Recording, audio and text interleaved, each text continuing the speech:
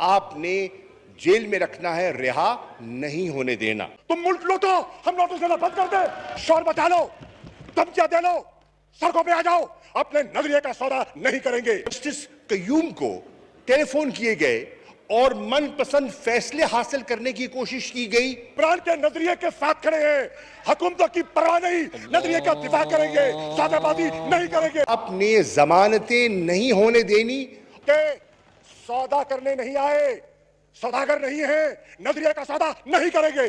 सफों में खलबली मच गई। आज देखो इमरान खान का एक एक टाइगर और टाइगर मौजूद है। अस्सलाम वालेकुम नाज़रीन कराम, आपको मुकम्मल वीडियो दिखाते हैं। आज शाह महमूद कुरैशी ने कमाल कर दिया, पूरी कौम को हैरान करके रख दिया। शाह महमूद कुरैशी आप जानते हैं कि पाबंद सलासल होने के बावजूद भी इमरान खान के साथ डट कर खड़े थे और पिछले दिनों उनकी तबीयत नासाज होने पर अस्पताल में दाखिल हो गए।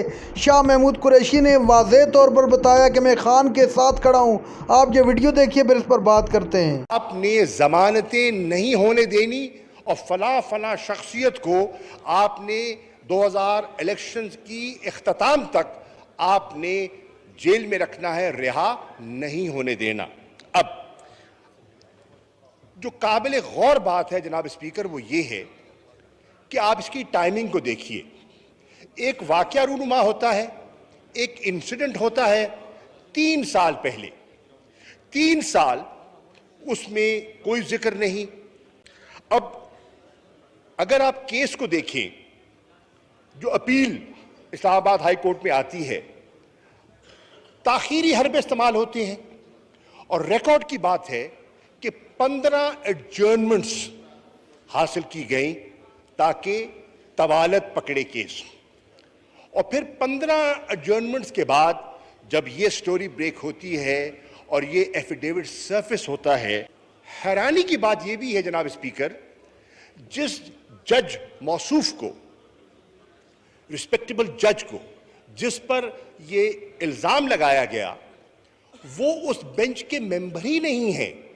वो बेल की जो एप्लीकेशन है उस बेंच में है ही नहीं, उनके सामने केस लगा ही नहीं हुआ।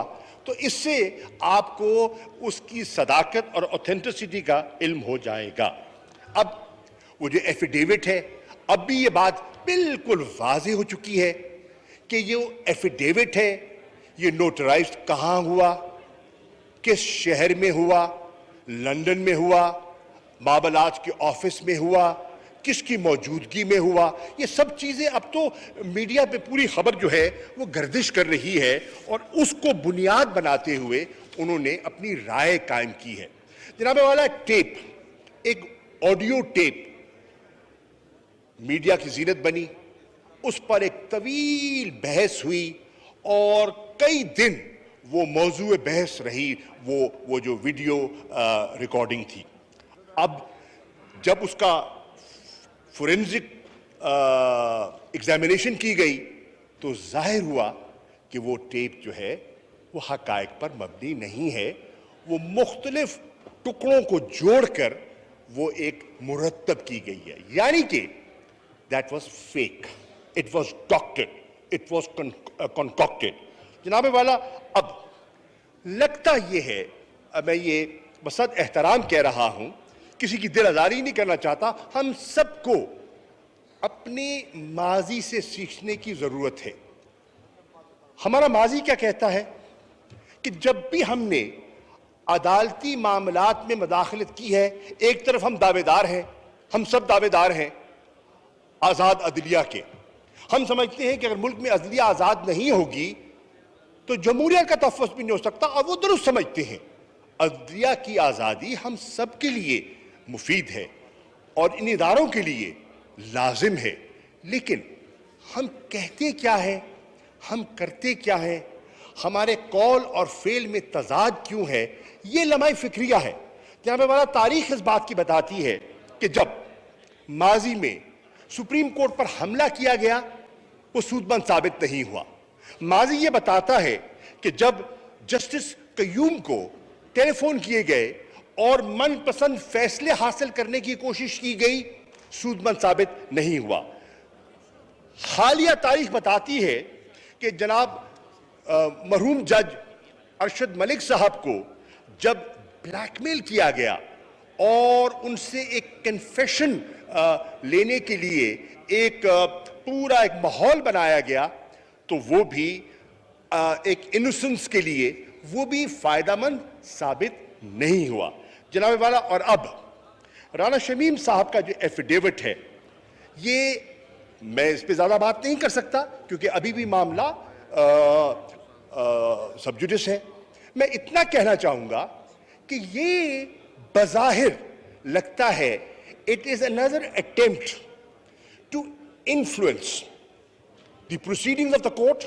یہ ٹرینڈ بہت خطرناک ہے اور یہ میں سمجھتا ہوں اس کا ہم سب کو نوٹس لینا چاہیے اور اس کے لیے تدارک کرنا چاہیے۔ جناب والا تنقید برائے تنقید اگر ہم کرتے ہیں اور اس سے پورے ملک میں ایک مایوسی پھیلتی ہے، آپ کا جو انویسٹر کانفیڈنس ہے وہ متاثر ہوتا ہے اور جو ہماری معیشت مشکل میں رہی تھی، میں نہیں سمجھتا کہ آج قوم کے سامنے اس قسم کی گفتگو سے مایوسی پھیلائی جائے۔ مایوسی پھیلانے سے میں نہیں سمجھتا کہ ملک کا مفاد ہے۔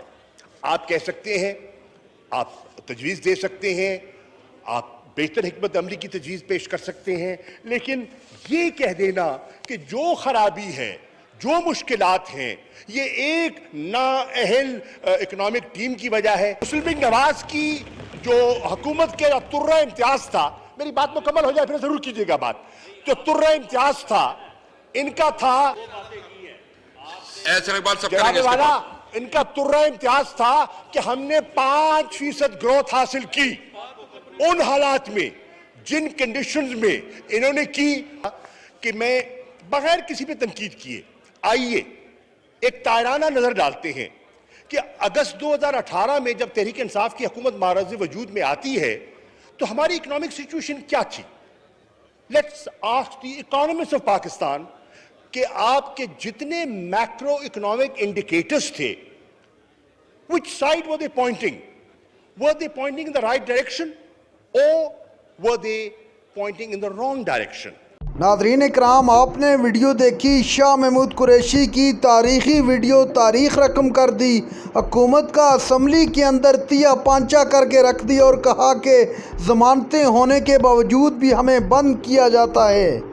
قریشی کا کہنا تھا کہ میں عمران خان کے ساتھ ڈٹ کر کھڑا ہوں اور ہمیشہ عمران خان کے ساتھ کھڑا رہوں گا، پیچھے نہیں ہٹوں گا اور نہ ہی ڈروں گا۔ یہ میرا واضح پیغام ہے۔